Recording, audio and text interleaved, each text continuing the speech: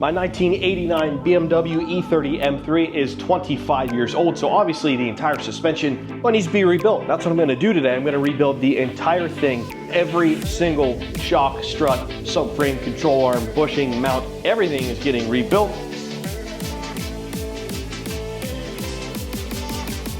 It's going to be a massive improvement, and finally this thing will be a rolling chassis versus just a car sitting up on jackstand. And if you aren't familiar with this project, I picked this thing up a couple months ago. It's always been my dream to have an E30 M3. I finally got a project, and it needs a lot of work. It needs the entire interior. It doesn't have any drivetrain at all, but the outside is in pretty good shape. It's got some pretty nice paint on it. And after all, it's an E30 M3. That's really all you need to know. So the project continues. Let's get to work. In the last video, I got all the suspension components welded up, reinforced, and good to go. Dropped them off the powder coater, and here they are completed, and they look amazing.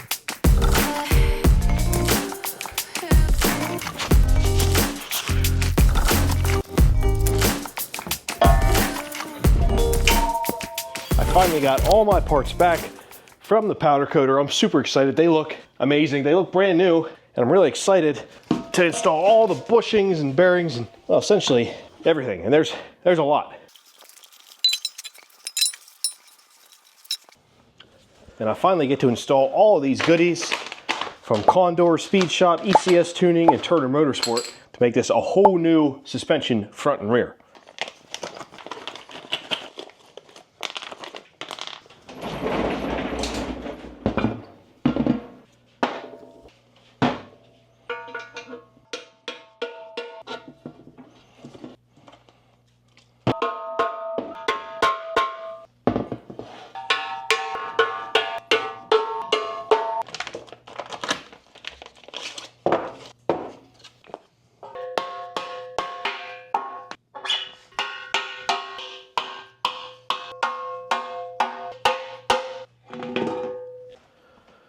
I've had these juicy boys in the freezer for a couple days, so hopefully they'll slide right in. You will notice the powder coater didn't powder coat the outside of the wheel bearing surface. I'm guessing there was some confusion there.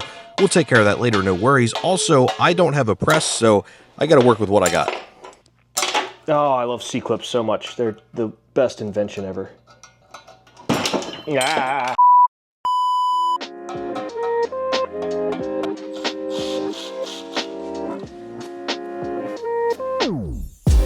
I did get the snap rings in there, and then I worked on the second one, which went a little smoother, thankfully.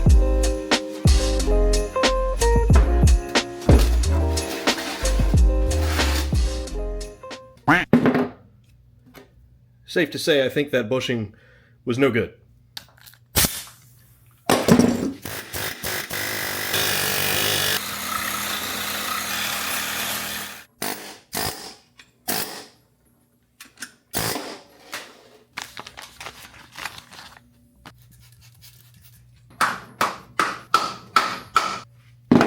Not too shabby.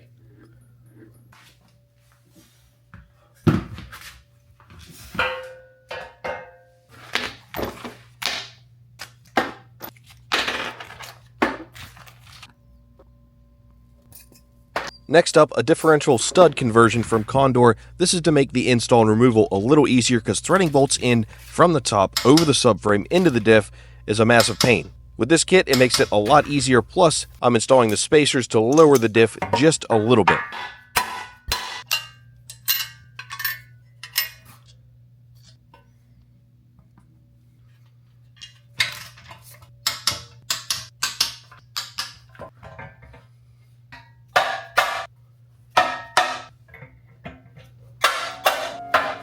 And with the trailing arms temporarily installed, you can see the completed rear end, at least mostly completed. There are still a few other bits I need to install. I'm missing axles, etc., but you get the picture, and I'm really happy with how it turned out. Now, a fun part, I gotta get the hubs into the new bearings on the rear trailing arms, but, well, for one, I gotta clean them up for sure, but for two, they have the old bearing race on there, so I gotta figure out a way to get that off, which is always fun.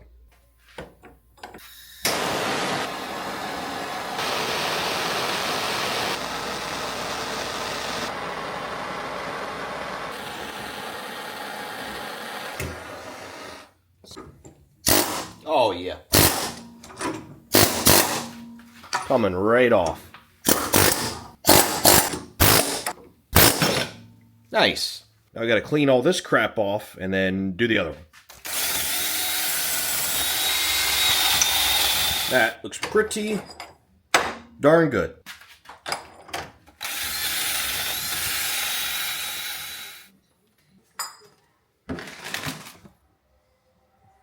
Looking back, I should have got these powder coated, but I'll at least paint them. They'll be better than what they were. But first, I had to get that broken off bolt out of there, which is going to be easier said than done. Luckily, there is a little bit of threads there I can hopefully grab.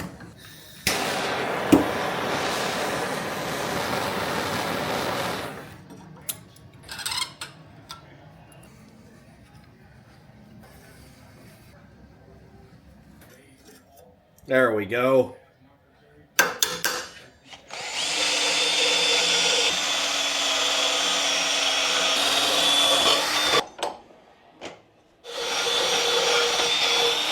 Now for the rear shocks, these things need mounts. I've got some really nice ones for them. I got the ECS Tuning Ultimate Performance rear shock mounts. These things are nice and beefy, and they're gonna match really well with these beautiful and amazing KW coilovers. Any product you guys see me use here, I have linked in the description box, including the KW coilovers, all the parts from ECS Tuning, Turner Motorsport, and Condor Speed Shop. So you guys can have easy access if you're working on an E30 of your own.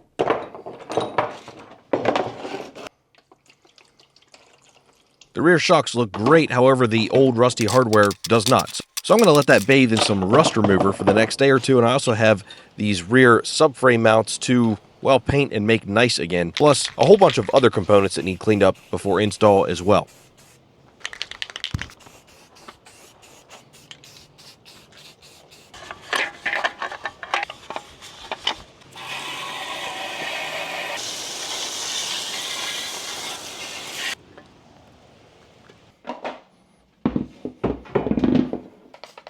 The area on the rear trailing arms that wasn't powder coated also needs to be painted as well, so I'm going to do that quick, and I think it'll match perfectly, and you'll never even know because it's going to be covered by the brake dust shields, the rotors, etc.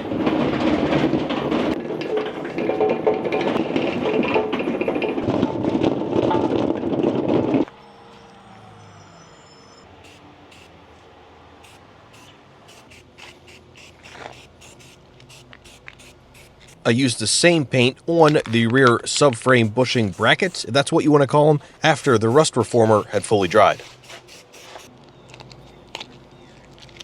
And also, guys, it would mean the absolute world to me if you gave this video a like and subscribed if you aren't already.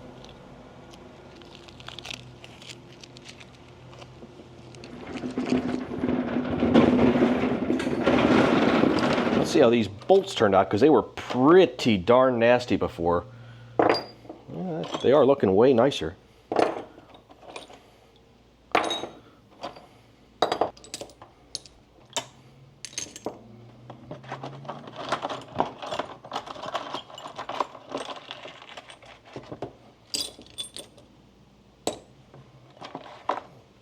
These look much better. Some of them I'll probably do a little wire wheeling on to make them that much nicer. These were the ones that I was really concerned about because they just looked like total crap, the ones that hold the rear trailing arms on. But they look pretty darn presentable now.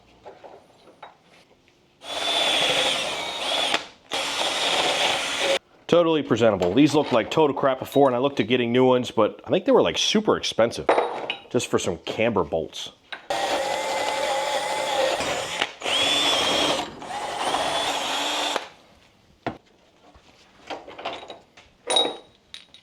Now that the hardware is presentable, we can fully install everything else on the rear trailing arms. It's a good many things, but I think they're going to turn out really nice in the end. And I can't wait to get these installed on the subframe and get the subframe up in the car for the first time and final time.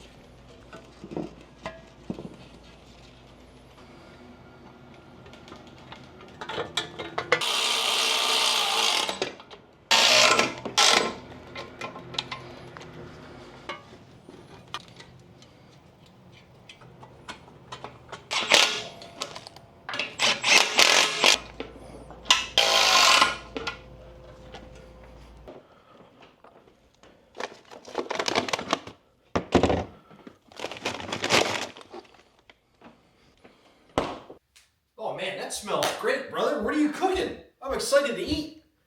Oh, have I ever got something special for you? I'm starving.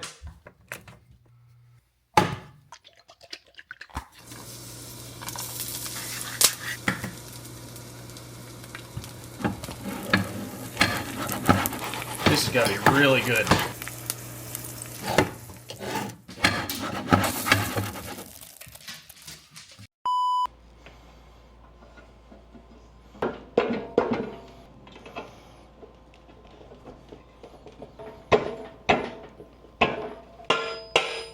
Those went in super nicely. I'll just fully tighten them down once I get the axles in there. That'll draw them in the whole way. Another job done. I almost forgot about all the brake lines. That may have been on purpose, but we've got all new stainless steel brake lines from Turner Motorsport. There are 3 different sets, and the rear subframe ones are going to be a little bit of a pain. You'll see those later, but for now, I can get the ones installed on the rear trailing arms, which is easy enough.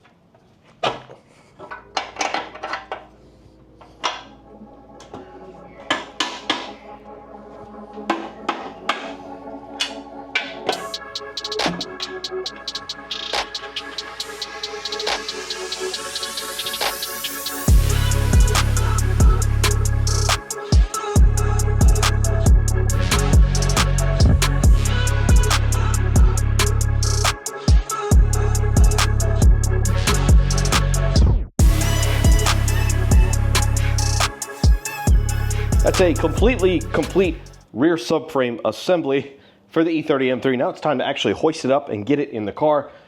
I hope it goes pretty smoothly. It's going to be a little bit of a hassle by myself, but I'll make it work. Something really nice about this floor is it's pretty easy to move stuff on, and you don't got to worry about scratching because, well, the floor is rubber-ish. Yeah. This is a really awkward position to try to lift this up. Oh.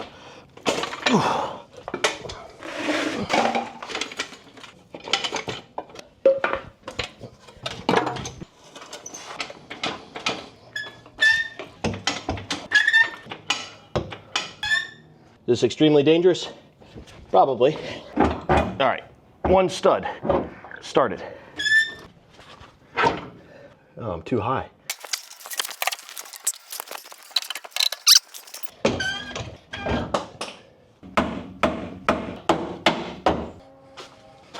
These turned out really nice. If I didn't tell you guys, you'd probably think I had them powder coated.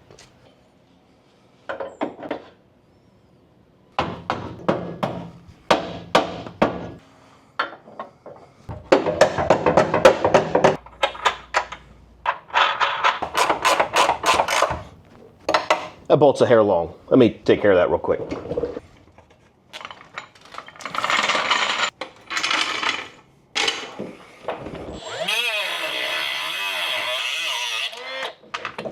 That's better. I didn't have the OEM bolt because this car never had a diff in it.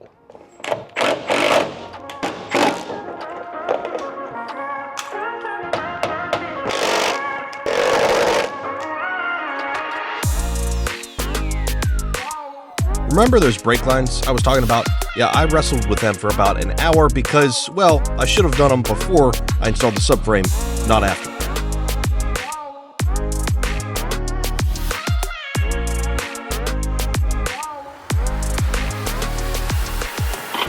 Pro tip, when installing these brake lines, install the ones above the subframe before you install the subframe.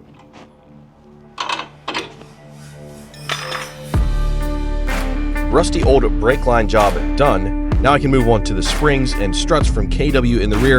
I've been looking forward to this because this is really going to complete the entire rear end, and they're just going to look cool in there.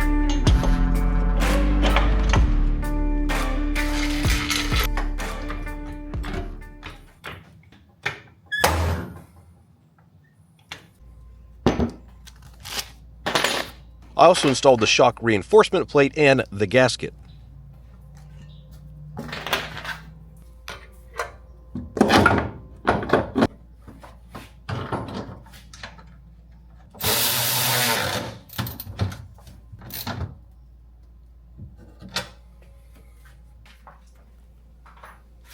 Before the passenger rear strut got installed, I removed the old fuel breather cover. Apparently these things always rust out and look like crap, and that's certainly the case here, so I'm going to have to try and find a new one of those. Perhaps somebody makes one that won't rust out.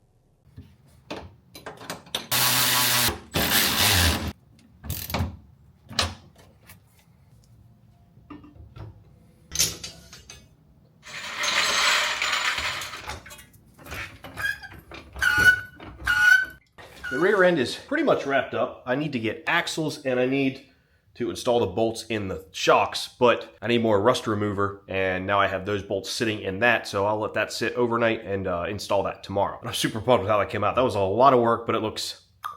Now it's time to move on to the front. Even though I wrapped up 90% of the rear of the car, I still have the entire front end to do. Shocks, struts, springs, the subframe, new control arms, bushings, bearings, you name it, there's a lot to do.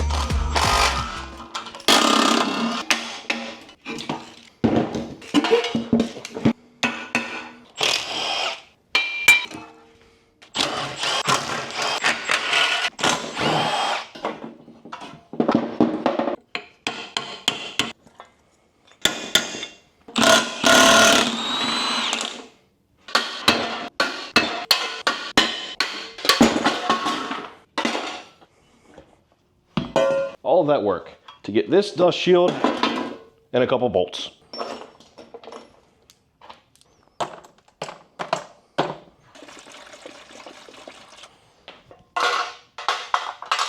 This is messy work. It's a lot of work. I disassembled the front struts completely because I needed some parts from them, bolts, the dust cap, and the brake dust shields. Now speaking of bolts, I let them sit in that rust remover for a while. Let's see how they turned out. See how these bolts look after sitting overnight. Oh yeah, they look way better. Or these especially, the shock bolts were real nasty. They're much nicer now. Let's grind these up a little bit and then install the rear shocks for good.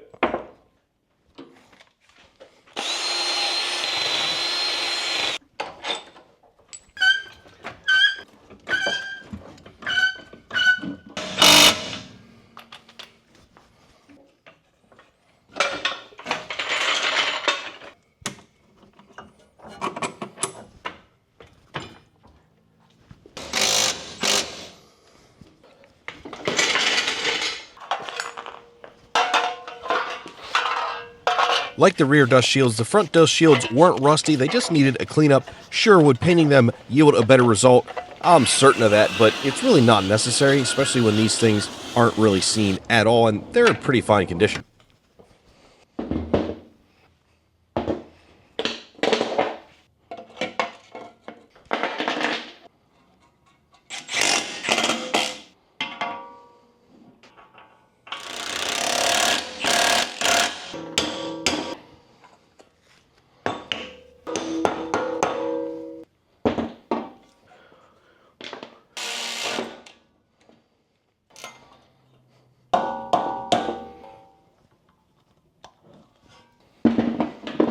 I also got wheel studs all around, so a little bit of blue Loctite. I'll torque these things down. This is going to go on all four corners, and they're all the same size. I also got a brand new torque wrench for some upcoming engine projects, so I'm excited to use this. This one like vibrates and stuff.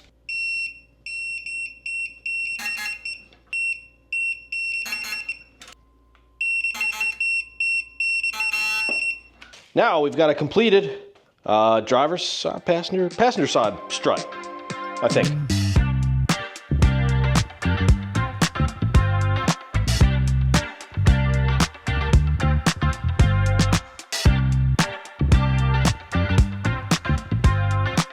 Back to my next favorite task, old rusty crusty brake lines. There's almost nothing better. Yeah, it needs some heat.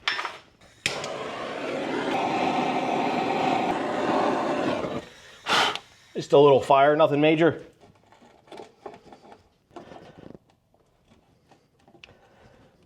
Well, that line completely just twisted off. What a shit show. Oh, that was a fail. but at least it's out. I think I was planning on replacing that line anyway, because on the inside of the engine bay, it's painted. How about the passenger side? I don't even know why I'm gonna do that. I have a better solution. I'm gonna replace all these anyway, so. That was way faster. As you can see, the marvelous people who repainted this engine bay painted over everything, including all these brake lines, so I was planning on just replacing them anyway, and now I'm definitely going to because they're kind of fooked. And that'll be when I actually repaint this engine bay myself. Speaking of engines, I can't install an engine without a subframe.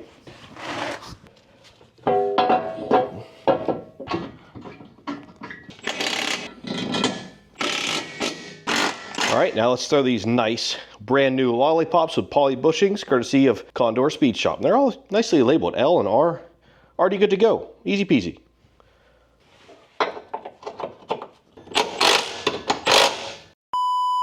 Oh shit. You know, sometimes I just forget to use my brain.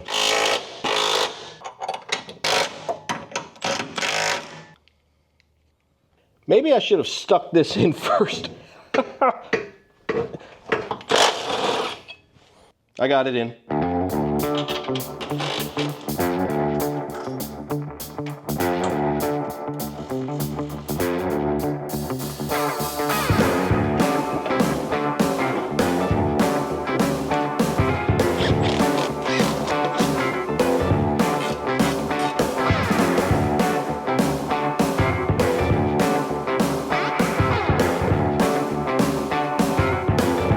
The rest of the install was pretty straightforward and exactly what you'd expect. A couple nuts, couple bolts, and done.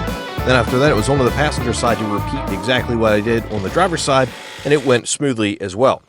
And with all that being done, we can call the front suspension minus a sway bar and minus the steering rack complete.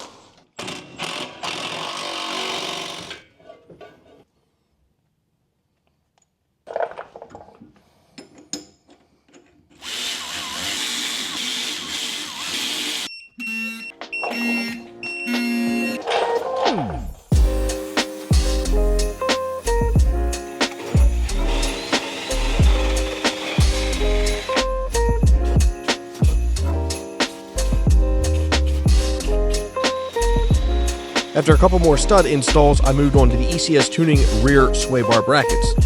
These are heavy-duty brackets and basically bolt in two locations to make sure that I'm not going to have any cracks or failures of the metal that hold the sway bar in place.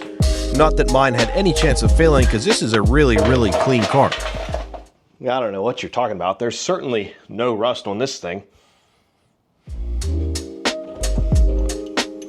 These nifty mounts bolt to the stock location for the sway bar, and then they have an additional bolt that goes through the trunk floor to give it that reinforcement, and they're pretty darn easy to install.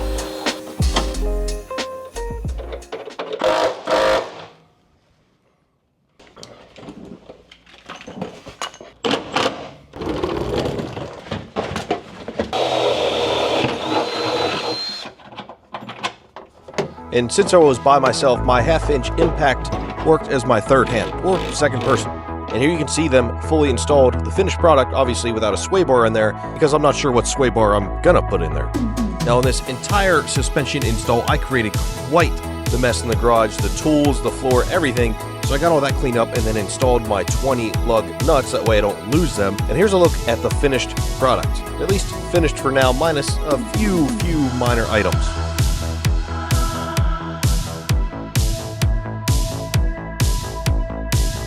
This car is really coming along now, and technically this is a rolling chassis now.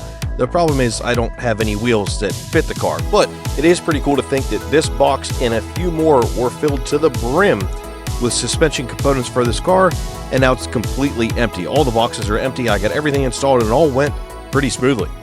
That was a long 2 days, but the whole suspension is installed, front to back, top to bottom, and it looks incredible. Now, if you notice, I don't have any brakes on the car, and that's because I don't know what I'm doing with brakes yet. If you guys have suggestions, that would be fantastic. I want to do a big brake kit just because I think it's more cost effective than refreshing the calipers I currently have, if they even are M3 calipers. I don't know. You guys let me know.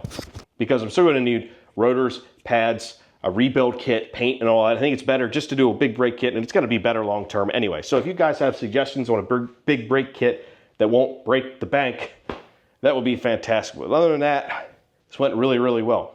Oh, one other thing, I didn't install the sway bars. That's because I want to get different sway bars. So again, you guys can let me know what sway bars to get, what you recommend for street car, maybe some track use, we'll see. Let me know. Next video, I got to dive into the engine, fully tear that thing apart and rebuild it somewhat, and get it in the car, and repaint the engine bay, and a whole lot of other stuff.